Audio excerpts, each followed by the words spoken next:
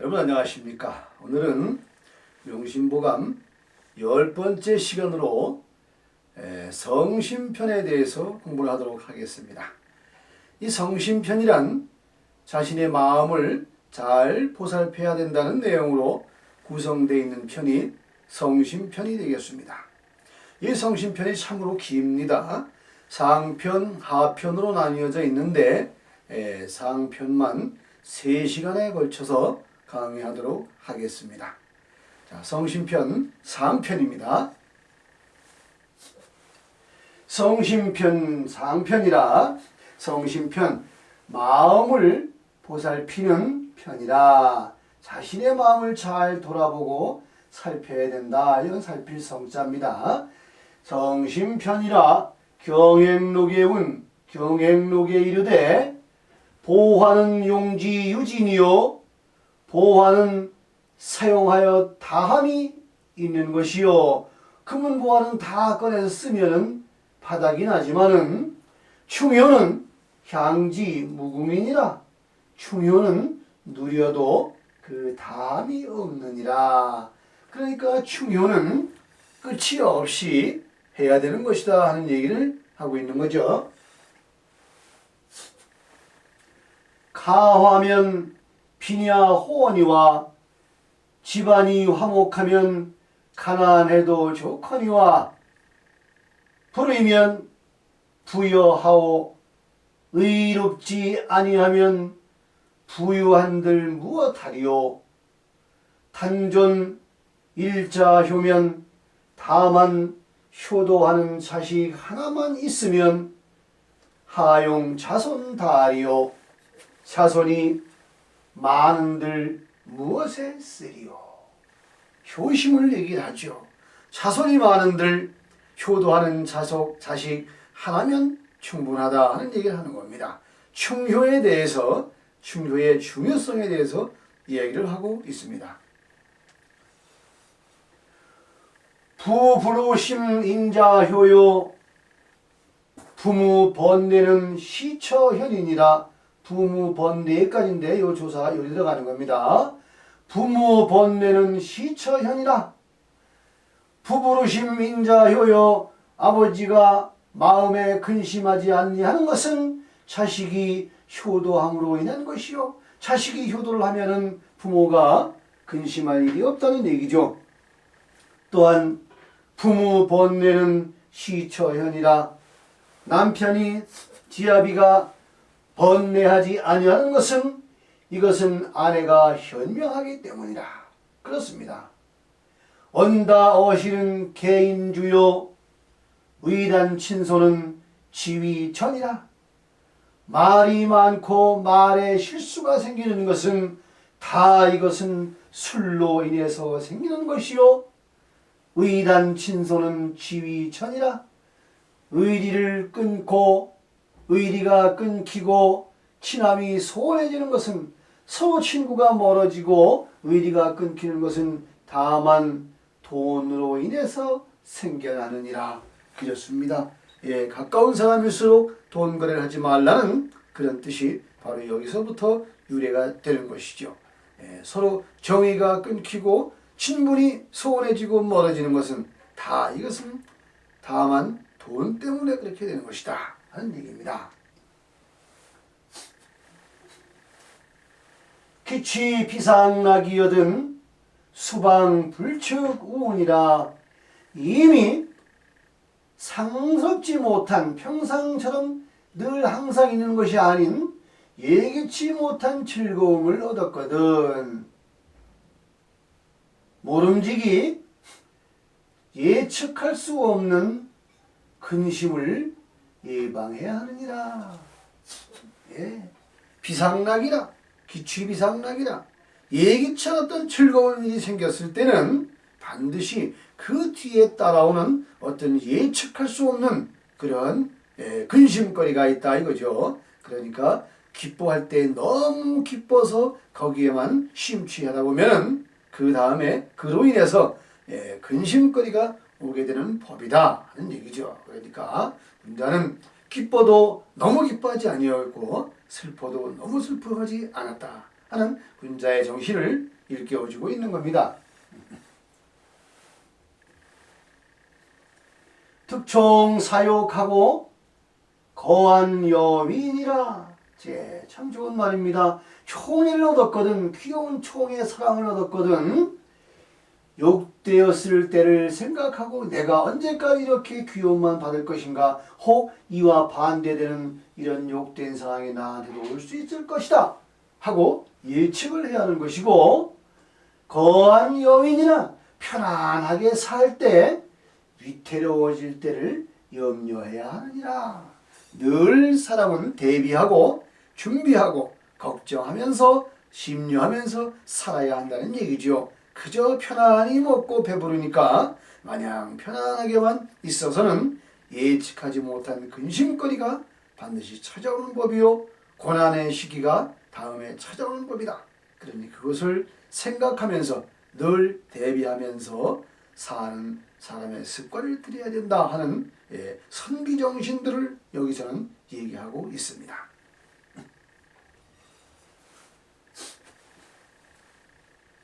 영경욕천하고 이중심해이니라. 이중해심이니라.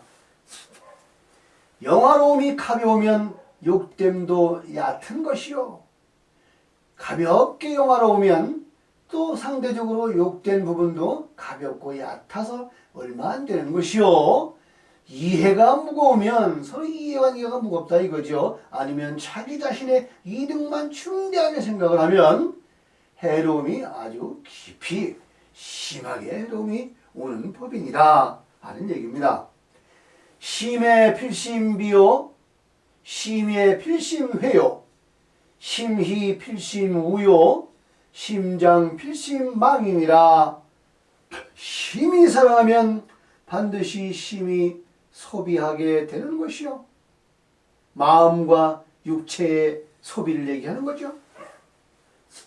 심의의 필심회요, 심히 영예로우면 반드시 훼손됨이 심한 것이요, 심히 필심우요, 심히 기쁘면 반드시 심히 근심하게 되는 것이요, 필장 심장 필심망이니라.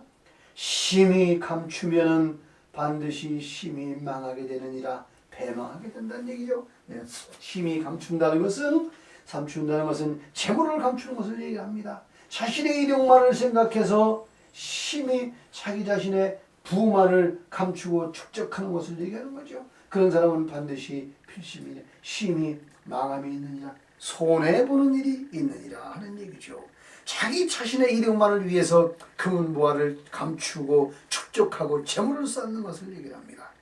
그러나 그 재물 때문에 결국은 목숨을 잃게 되는 그런 망하는 자리에까지 가게 된다 하는 얘기를 하고 있는 것입니다. 자왈 불관 고해면 하이지 전추지 환하며, 공자님께서 가라사대 높은 낭떠러지에서 서보지 아니하고는, 낭떠러지에서 밑을 내다보지 않고서는 하이지 전추지 환이여 어찌 엎어지고 떨어지는 근심을 알리요. 그렇죠. 항상 평지에 있으면 나는 넘어질 일도 없고 낭떠러지에 떨어질 일도 없다 하는 얘기를 간접적으로 시사하고 있는 겁니다. 그러니 불관고해라는 것은 높은 낭떠러지를 얘기하지만 위기에 처해보지 않고서는 그 위기를 극복하기 위해서 고난과 엎어지고 자빠지는, 떨어지는 이런 고난을 알 수가 없다 하는 얘기죠. 그러나 그 위기를 슬기롭게 극복할 수 있는 사람의 역량을 키워야 한다 하는 얘기를 시사하고 있습니다. 불림 심연이면 하이지 몰립지환하며, 또한 깊은 연못에 임해보지 아니하고서는, 그러니까 깊은 연못에 빠져보지 않은 사람은 하이지 몰립지환하며 어찌 물에 빠져 죽는 근심을 알 것이며, 그렇죠. 물에 빠져본 사람만이 야 물에 빠지면 정말 죽겠더라 하는 근심거리를 알 수 있다는 것이죠. 역시나 높은 낭떠지의 위기를 처해보진 사람이 전추지환을 아는 것처럼 깊은 수렁에 빠져본 사람이 물에 빠져 죽는 근심을 알 수 있는 것이다. 그리고 불관 거하면 하이지 풍파지 환이리요. 큰 바다에 처해서 큰 바다를 바라보지 아니하고서는 어찌 풍파의 근심거리를 알리요. 먼 바다를 바라보면서 끝없이 밀려오는 그 풍파를 바라보면서 내 인생의 앞길도 저런 풍파가 계속해서 다가오고 있는 것이다 하는 것을 깨우치게 된다는 뜻을 공자님께서 말씀하고 있는 것입니다. 그러나 위기에 처해보고 근심에 처해보고 그 근심을 극복하고 이겨낼 수 있는 마음가짐을 항상 위기나 근심에 처했을 때 생각하면 극복해 나갈 수 있다는 그런 마음을 시사하고 있습니다.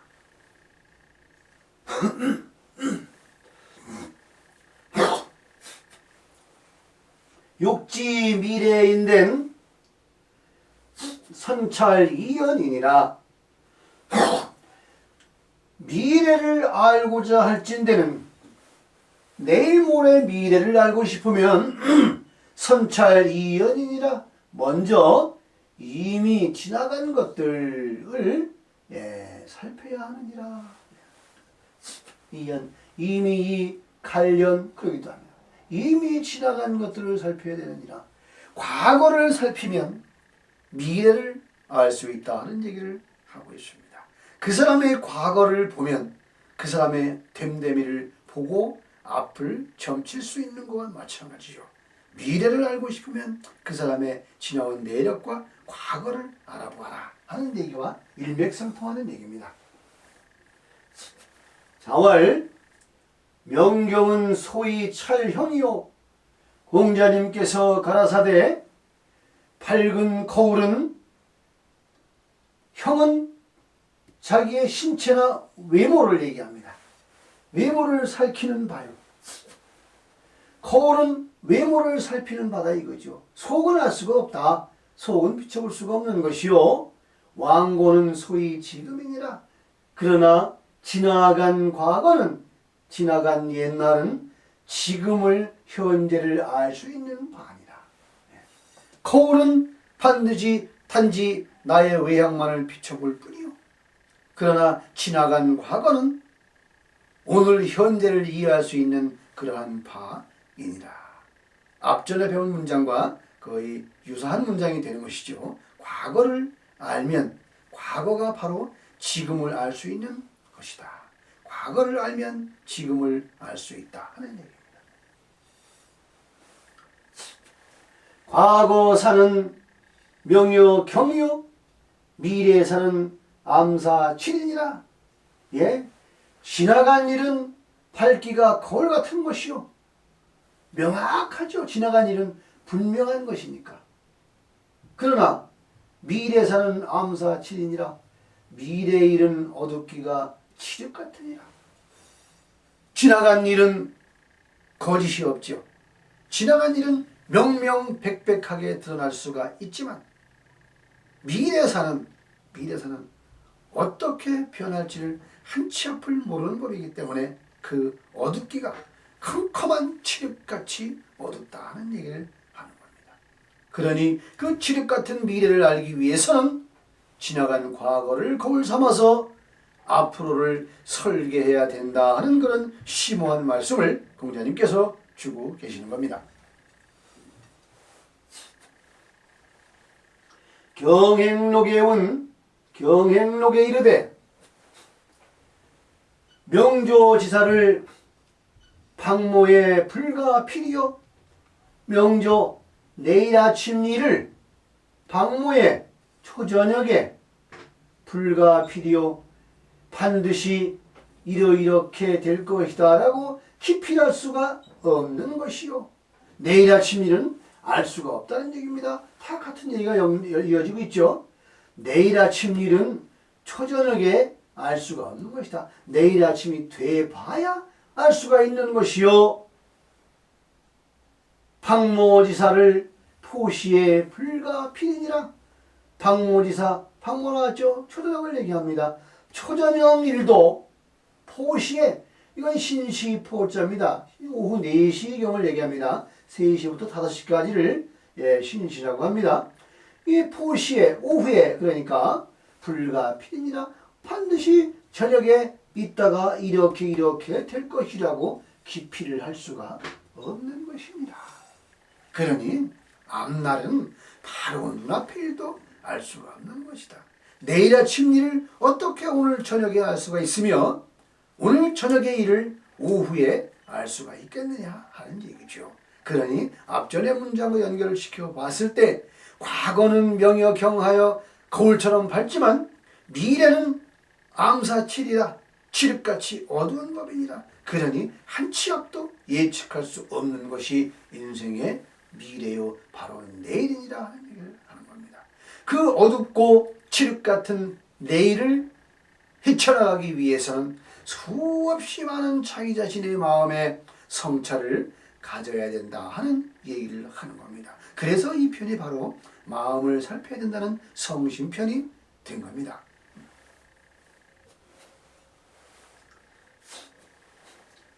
천하 불축 풍우하고 천유 불축 풍우하고 인유 조석 화복이니라.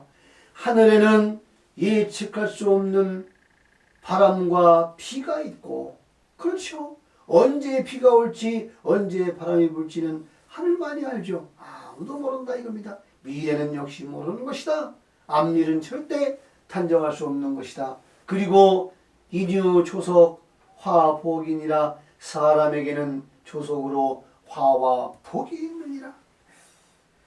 어둡고 어두운 그 사람의 앞에도 화와 복이 번갈아 가며 있는 것이다. 화복 무문이요 유인소손이라.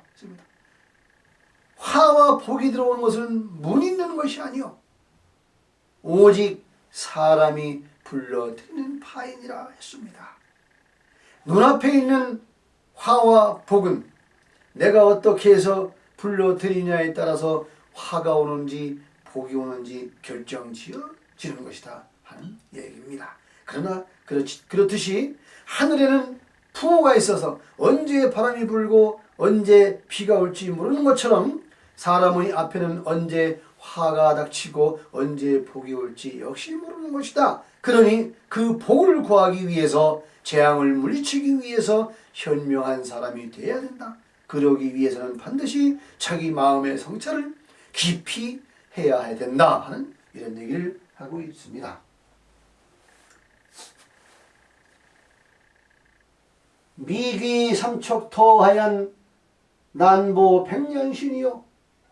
미귀 돌아가보지 아니하고서는 어디에? 삼척토. 삼척토라는 석자의 땅을 얘기합니다. 이렇게 석자의 땅은 곧 무덤을 얘기합니다. 무덤에 들어가보지 아니하고서는 들어가지 않고서는 난보 보존하기가 어려운 것이요. 백년신 몸을 100년 동안 보존하기 어려운 것이요. 죽지 않고 100년을 살기가 어려운 것이다 하는 얘기죠. 사람은 그거밖에 못 산다. 그리고 이기삼척토하얀 이미 무덤 속에 들어가서는 난보 100년 분이니라. 그래도 무덤을 100년 동안 보존하기가 어려우니라 하는 얘기입니다. 역사는 길고 인생은 짧습니다. 짧은 인생들이 모여서 역사를 만들어가고 있는 것이죠. 그러나 그 짧은 인생을 잘 유용하게 쓰기 위해서는 역시나 자신의 현명하고 지혜로운 마음의 성찰이 반드시 필요한 것이다 하는 얘기를 계속해서 강조하고 있습니다. 경행록에 온 경행록에 이르되 모교 소양이면 나무에게 기르는 바가 있으면 나무에게 사양분이나 양육하는 바가 있으면 즉 근본고이 지연무하여 그것은 근본이 굳어서 그 뿌리가 아주 깊이 박혀서 지연무하여 가지와 잎이 무성하여 동량지제성하고 동량지제 기둥을 만들 수 있는 대들보를 만들 수 있는 그런 제목을 이루는 것이요. 그렇죠? 나무에게 소양이 있다면은 바로 가지가 성하여 잎이 무성한 다음에 그 자란 가지가 훌륭하게 자라서 동량지제 기둥으로 쓸 수 있는 그런 제목으로서의 성장함이 있는 것이요. 그리고 수유소양이면 물에 또 기르는 바가 있다면 물은 그럼 어떤 소양이 있느냐? 즉 천원장이 유파장하여 샘의 근원이 장 아주 충분하여 샘의 근원이 풍부하여 유파장하여 샘이 많이 난다 이거죠. 유파 그 흐르는 물 갈래가 아주 길게 흘러나가서 그렇죠. 그 샘이 고여서 고기만 고여 있는 것이 아니라 계속 나는 그 샘이 계속 흘러 넘쳐서 강을 이루듯이 관계의 질이 박하고 물을 대는데 널리 이롭고 그 조그마한 샘이 나서 그 샘이 흐르고 모여 큰 물이 돼서 농사를 짓는데 물을 대해서 관계소를 형성하여 관계하는데 아주 널리 이로운 법이요. 이것이 바로 물의 소양이요. 그럼 사람의 소양은 무엇이냐고 사람의 소양을 얘기하려고 합니다. 인유 소양이면 사람에게 소양이 있다면은 즉 직이대의 식견명하여 뜻과 용기가 커서 위대하여 식견이 밝아서 충의지사 출이니 충성스럽고 의로운 선비가 배출되어야 하는 것이니 가불양제야 가히 소양 길어야 하지 아니하겠는가 하는 얘기입니다. 나무에게는 이런 소양이 있어서 동량으로 성장할 수 있는 제목으로서의 소양이 있는 것이요. 물에는 그 유파가 길어서 물을 대는 농사에 널리 이로운 소양이 있는 것이요. 사람에게는 그 지혜와 용기와 지기가 위대하여 그 학식이 널리 밝게 볼 수 있어서 이게 현명 그 식견이 아주 밝다는 얘기죠.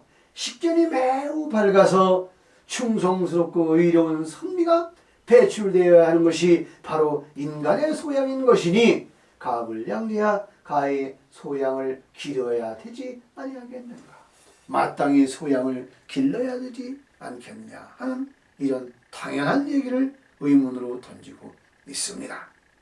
그러니 나무가 자라서 동량이 되듯이 샘이 깊어서 그 샘이 흘러 강을 이루어서 관계에 유리한 물줄기가 되듯이 사람 역시 그 지혜와 용기가 위대하고 식견이 현명하여 위대한 충효롭고 의로운 선비가 되어야 한다 하는 얘기죠. 나는 물론 그렇게 되어야 할 것이요 자라나는 후학들도 그렇게 될 수 있도록 가르쳐야 된다 하는 얘기를 여기서 하고 있습니다. 성심편 첫 번째 시간 여기까지 하고 다음 주 쉬었다가 두 번째 시간 하도록 하겠습니다.